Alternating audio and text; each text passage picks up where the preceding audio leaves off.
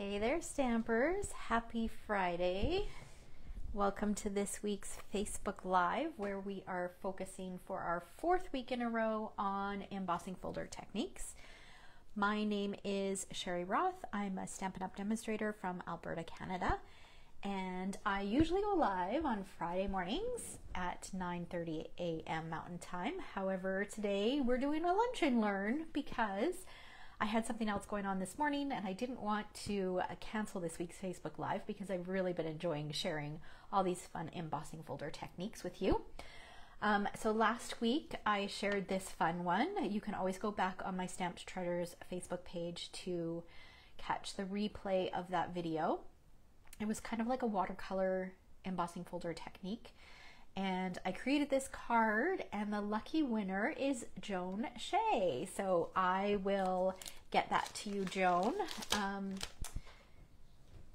The way that you can get your name entered into receiving the project that I make today is by commenting on this video, sharing the video, and just participating in the conversation so I don't sit here and feel like I'm talking to myself. All right, so before we begin, I just want to share some of the things that are going on, a few peeks at some upcoming classes that I've got going on.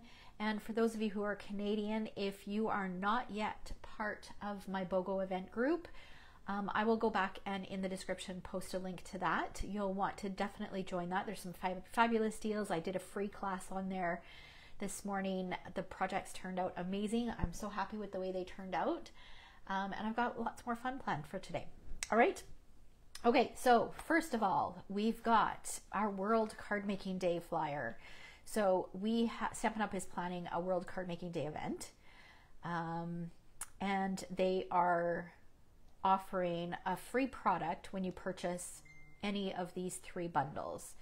So there's the Cottage Rose, the Cottage Wreaths, or the Warm Welcome. And the Warm Welcome is a brand new bundle that I believe is going to be in the January to June mini catalog. I believe that's where we'll see that. So that bundle is available a little bit early. And when you purchase any one of these bundles, Stampin' Up! Will send you a free package of iridescent pearls, basic jewels. If you order online, you do need to add those to your order and they'll come up with a $0 value. So if some of you have actually already placed your orders through OEX, not through OEX, through online ordering, through me, and you did not add the pearls to your order, just reach out to me. And if you ordered one of these bundles, then I will make sure that Stampin' Up! Is aware and they need to send them to you. Okay. All right. So we've got that. World Card Making Day is the first Saturday of October, for those of you who may not be aware. And there is an event where Stampin' Up! Is going to, it's a crafty few hours that they've got planned. We've also got the Perfect Partners. So this is where Stampin' Up! Has released some coordinating dies that go with some stamp sets that are in their current publications. So some of these are in the annual catalog, some of them are in the July to December mini catalog. And if you already own the stamp set, you can purchase the bundle, which provides you the opportunity for so much more flexibility in the products. And if you don't already have them, but they're on your wish list, now is the perfect time to get them while you can get these dies. They are only available until the end of this month or while supplies last, and you can save 10% by purchasing the bundle. So there are 6 of them. There's a set of dies that go with the Apple Harvest bundle. There's a set of dies that goes with the Fresh Cut Flowers stamp set, the Playful Piggies. Well, this Birthday Piggy is the name of the stamp set. You've seen me use that one lots. Trimming the Tree. We've got Waterfall Canyon and Yeti to Party. Okay, so 6 great bundle opportunities. Remember that the dies are only available until the end of September or while supplies last. So keep that in mind. All right, next up, my next Christmas class. I posted it a couple days ago, so details are on my events page on my blog. You can find a link in the description. And my next card class will be featuring this fabulous greeting set. There is actually a lot that you can do with a greeting set and some pretty paper. So here's a little peek at the 3 cards that we'll be making. We'll be making 2 of each of them. So this card class is a series that I've been running since July, and it's meant to be, you know, quick, easy cards that you can recreate and mass produce if you have to make lots of Christmas cards. And it just helps you get those Christmas cards done before the craziness of the holidays hits. Okay, so you can find more information on that class on my events page. Just sliding everything out of the way. Next up, we've got this month's layout of the month class. So I have started offering a layout of the month class, and this is the 2-page spread that is available this month. For just $20, you will receive half a package of the Rustic Harvest ESP, as well as some of the leaf labels and amber gems and anything else that you need to recreate that 2-page spread, as well as a link to the video that shows you how it goes together. Okay, and then look at this. I'm just going to share a quick peek at it.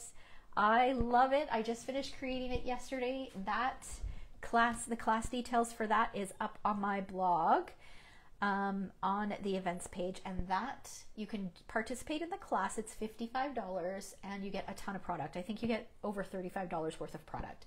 But if you're attending my candy cane or my candy crop in November, sweet candy crop, I think is what it's called, then that project is actually the make and take. So you get to do that project absolutely free if you attend as a cropper. So all of that information is on my events page.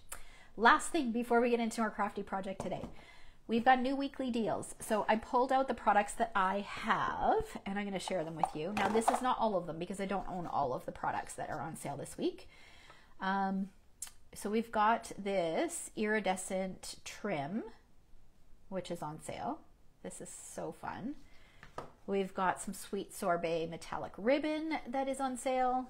We've got some of this window pane check, I think is, what is it called? Evening Evergreen window pane check ribbon that's on sale. We've got some of these loose flower flourishes. I love these little flourishes. So those are on sale. We've got some Sparkle and Shine sequence assortment. So I shared, where did I share a project? Oh, last week's project. Excuse me. I've been talking so much this morning. Last week's project, I shared the package of 3 sequins. Some of you might find that a bit overwhelming because it is a lot of sequins. And a few of you commented that you'd love to see like kind of a grouping of maybe a Facebook Live or a video or some ideas on how you can use up sequins, because when you get sequins, sometimes you get a lot of sequins, but this is a manageable amount of sequins. So this might be something that you're interested in. So it's called the Sparkle and Shine sequence. It's just a small little container as opposed to the 3 big containers that I had that I shared last week. We've got some heart pearls. So these are little pearls shaped like hearts, and there's kind of 3 different finishes to the pearls. They're really pretty actually. And then we've got the pastel pearls that are on sale as well. So you can see that I've used quite a few of these. All right, so those are the weekly deals, or some of the weekly deals. Make sure that you check the online store for all of them, because there are some other great items. All right, okay, let's just hope that that pile doesn't fall over. Okay, let's get on to today's project. Okay, so today for the embossing folder, we're going to use the Fern embossing folder. So I'm not using the Elegant Eucalyptus, which I've used a lot over the course of this series. I love those embossing folders. They're so pretty.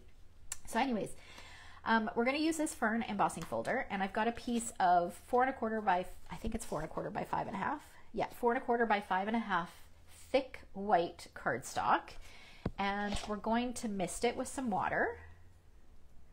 And actually, just let me get my die cutting machine ready here. Okay. Move this out of the way. We're gonna need that in a minute. Okay. All right. So I'm gonna mist it with some water. Now, I had shared at the beginning of this series some tips on using embossing folders, and this was one of the tips. If you mist your cardstock, it doesn't have to be super wet, but if you mist it a little bit, it will take the texture, the embossing folder texture, even more. So give it even more depth, just because when you wet paper, it's a little bit more pliable. Okay, so I've got it in between. I've got my platform number 1 and my platform number 4, and I'm going to run it through my die cutting machine. Now that's off camera because it's just a little bit big. So I'm just embossing it just like normal. Nothing special. And then I've got this beautiful textured piece of white cardstock. Look at all that texture. I love our 3D embossing folders because they provide so many levels of depth. So it's not all just one level. There are stages. Some are a little bit, they're still embossed, but they're a little bit lower, and some are just more, they have more of an impression. So pretty. Okay, now for the technique this month. So I'm going to set that aside. That is still a little bit wet. So I've got a piece here that's dry. It's still exactly the same. I did it exactly the same way. It's just dry, so we don't have to wait for it. And I'm going to pull in 3 different colors of green. Okay, so I've got Pear Pizzazz, Mossy Meadow, and Old Olive. I'm using my Stampin' Spots, but for this technique, you can use your regular ink pads as well. And we're just going to gently cover the surface with the various shades of green. Now we've done this in a previous one, wasn't last week, but I think it was the week before where we did this. This is a little twist on that same technique. Okay, so I'm just very lightly kind of picking some areas to rub my ink pad, and just gently, by doing it just gently, that the ink only gets added to the areas that are raised, so not in the grooves. So now I'm going to do Old Olive, and I've specifically cut my cardstock so that it is a little bit larger than what I'm actually going to use. Okay, here's another little tip. What I do for my Stampin' Spots, because these, they work best if you store them upside down, because they are not like our normal ink pads. If you store them upside down, then the ink stays on the surface, so they're really well inked when you go to use them. So what I do, so that I don't have to flip all of them over, is I just use a circle punch and punch out a piece of cardstock in that color, so that I can easily tell what colors they are. Okay, so now I'm doing the last color. I'm just using some Mossy Meadow and just filling in the rest of those areas, and going over even some of the areas that I've already embossed or added color to. I'm going to take a little bit more of this lighter green and just add it in here. Some of these areas where it's still a little bit white. Okay, so that looks beautiful just like that. But we're going to step it up a little bit and give it a little bit more of an artistic kind of look. So I'm going to bring back my Stampin' Spritzer. And, okay, I forgot to grab a paper towel. Let me see if I can reach my paper towel from here. There we go. Okay. All right. So now what I'm going to do is I'm going to spritz it. And this is going to give it a completely different look. So depending on the colors that you use, the colors may change a little bit.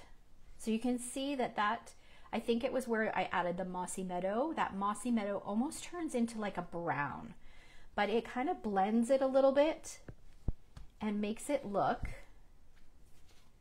a little bit artsy. It kind of blurs that image just a little bit, and the more water that you add, the more it will kind of blend those colors. And I like to tap off with a paper towel, just any kind of excess. But isn't that beautiful? It's so pretty. Now I do want to point out something. It doesn't work with every embossing folder. I played around with the Leaf Fall embossing folder, and I used a few different colors. So I think for this one I used Crushed Curry, Cajun Craze, and Old Olive, Mossy Meadow, and this just looks like a mess.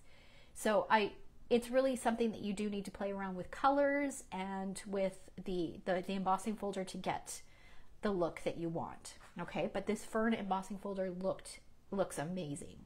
Okay, so now we're going to take it off of here and we're going to use our heat tool and dry it before we cut it down. So just bring in my heat tool.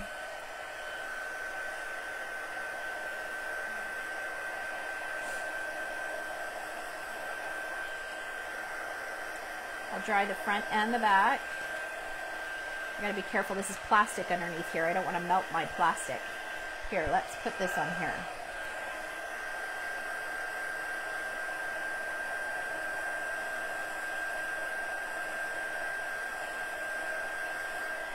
Okay, that should be good now. I'm going to set that aside, let it dry a little bit longer while we work on the next steps. Okay, so I've got a piece of black cardstock and a piece of white cardstock, and we are going to use, for our greeting, we're going to use this Amazing Thanks, these Amazing Thanks dies. And I want my greeting to be puffed up or popped up. So what I like to do is I am going to use one of our foam adhesive sheets. So this is in the adhesive section of the annual catalog. And I've got a piece that is cut just slightly smaller than my black cardstock. And I need just a little bit more on there. So let's trim a little piece off of here. I try to make sure that whenever I use these foam adhesive sheets or regular adhesive sheets, that they don't overhang my cardstock, because otherwise, if you're running them through your die cutting machine, it can make your plate sticky, and then it's hard to get that stickiness off of there. Okay, so this is sticky on both sides, but I did not peel off the backing on this one.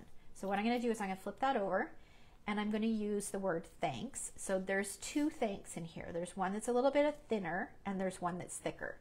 So I'm going to cut the thicker one from that puffy bit, and then from my piece of white, I have a piece of just our regular adhesive sheets. So these will turn any of your die cut shapes into stickers. So I'm just going to peel off the backing and stick this in here. Again, it's cut just a little bit smaller than my cardstock, so it doesn't go hang over the edge. And with this one, I'm going to cut this thanks. Okay, so let's bring in our magnetic platform. And you know what? I'm going to run them through separately just because they're varying heights.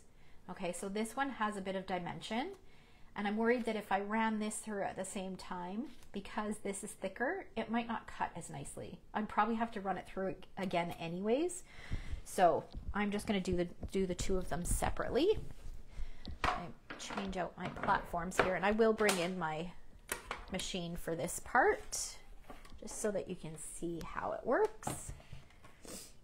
Okay, so I've got my die on there. Let's slide this out of the way, make sure I'm in camera, and I'll just run that through.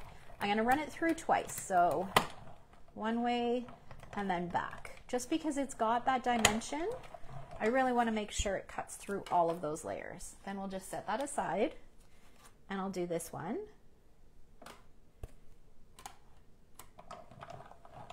This one I only need to run through once, but if you're worried about it, you can always run it through again. Okay, now we can get this out of the way. All right, now we will pop this out. Take that off, and I'm going to pop this out of here. So now, if anybody is familiar with thickers, if you're a scrapbooker, thickers are actually quite common for titles. But look at that. That is like a thick, puffy word. So great. You could even save that if you wanted and pop another color in behind and use that. You could turn this into a shaker. That'd be kind of fun, but I'm just going to toss it. Okay, and then I'm going to pop out these little pieces. All these little pieces. Some of them will come out when you peel off the backing, but some of these larger ones, I just want to make sure that they pop out.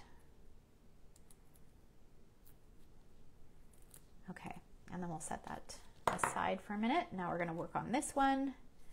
So again, you can use that on a different project. Pop out these pieces. And then we can pop out our word.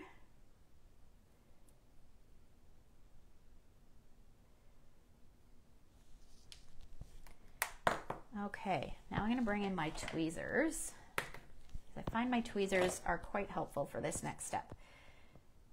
I'm going to peel off the backing. And when you peel off the backing, you do want to be careful because these words are really narrow in some areas, and sometimes if you pull too hard, you'll rip your word. So, and remember there was a seam on this.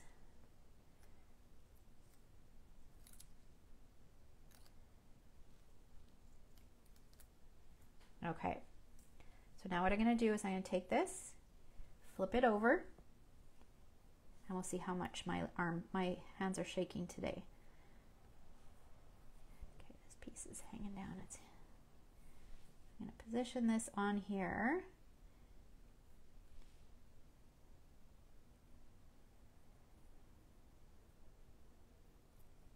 And I kind of work letter by letter, because you can manipulate it a little bit to make it go where you want it to go.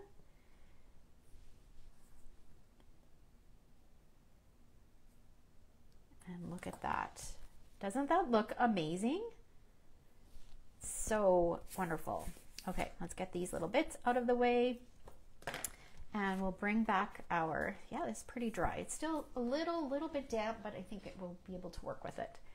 Okay, so now I'm going to trim this down to 3 3/4 by 5. So this is one of the reasons why I trim it, or I cut it larger than what I want it, is because when I put the tape down, I put a little bit of tape here and a little bit of tape here. And of course your ink doesn't go where that is, right? You can add adhesive to the back if you wanted to add temporary adhesive, or even just a little bit of seal adhesive. You could definitely do that. So I'm going to cut it down to 5 inches, but I like to use my Post-it tape by 3 3/4. All right, so now we've got our background piece, and we are ready to assemble our card. So I've got a piece of vellum that measures 1.5 inches by about, I think it's 4 1/4. And this is going to go across the top like this, about maybe an inch, 1.25 from the top. I'm going to flip it over, fold this bit, use my bone folder, make that nice and crisp.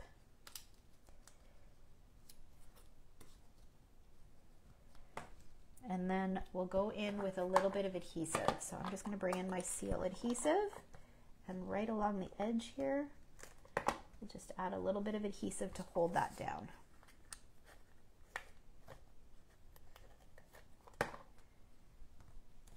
Okay, now this is going to go on our card front, which will be a piece of thick basic white. And we are going to be generous with our adhesive on this one, just because we added that moisture and it's got that texture to it. The paper's a little bit warped. I'm going all the way around the edges. Like, I very rarely use this much adhesive, but I want this to sit nice and flat on my project. So then I'll position this on here. Look how it just pops off that white.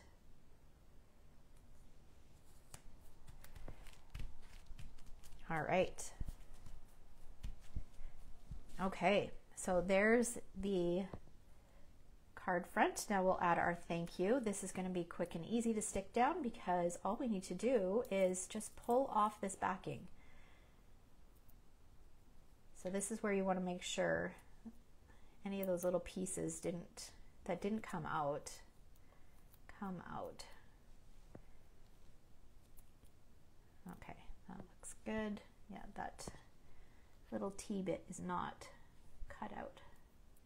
Okay, and then we're going to position this on here like that. The vellum just allows it to just pop even more. So it just softens that background just a little bit. And then the last step is I'm going to bring in some of the amber gems that are from the Leaf Label and Amber Gems combo pack. This is all I have left. I have used all of my leaves and this is all I have left for amber gems. I absolutely love these. Okay, so let's add a few of these on here. We'll do one there, one there, do another one over here. We're going to be generous with these. We're going to add 5. Look at that, and I only have 1 left. Good thing I have another package coming. And there we go. There is a quick and easy card with a fun background. It just feels so, I don't know, it feels artistic. It feels just a little bit, you know, a little bit different than a normal kind of technique. So this is kind of a twist on what we did last week and then what we did the previous week. So such a fun technique. So I encourage you guys to give it a try. If you don't have the fern embossing folder, then just play around with other embossing folders and see what works. Like I said, it doesn't work with every embossing folder. This one didn't turn out very well. It could be a combination of things, maybe the colors that I used. It could also be that the image wasn't close enough together. Like, see how this one, the image, the pattern is all together, whereas this one has some spaces in between, and then there's this big space here. So that could be the reason why this didn't turn out. So those are kinds of things that you might want to look for when you're looking through your embossing folders to find one that will work with this technique. So something that really fills in the space with texture. Okay, so I hope you guys enjoyed that. We've got 1 more week of embossing folder techniques. So be sure to join me next Friday for the last embossing folder technique from this series. And then who knows, maybe for the month of October, I'll pick something else to do a series on. All right, thanks so much for watching. I will go back and include a full supply list of all the supplies that I've used today. And if there's anything that you would like to order and live in Canada, I would appreciate your orders. Thanks so much for watching. Have a great weekend. Take care. Bye, guys.